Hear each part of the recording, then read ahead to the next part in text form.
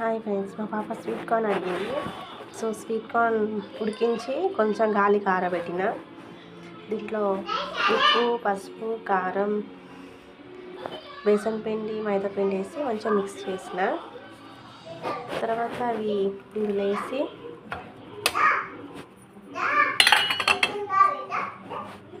మంచిగా ఇందులో పిండికి మొత్తం కలిసేలాగా మంచిగా కలుపుకోవాలి. దీన్ని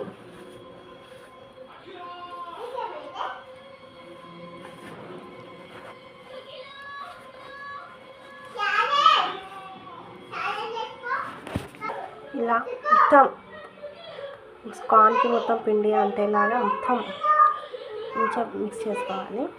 క్యాండీలో ఆయిల్ హీట్ ఎక్కేలా చూసుకోవాలి. హీట్ అయింది. సో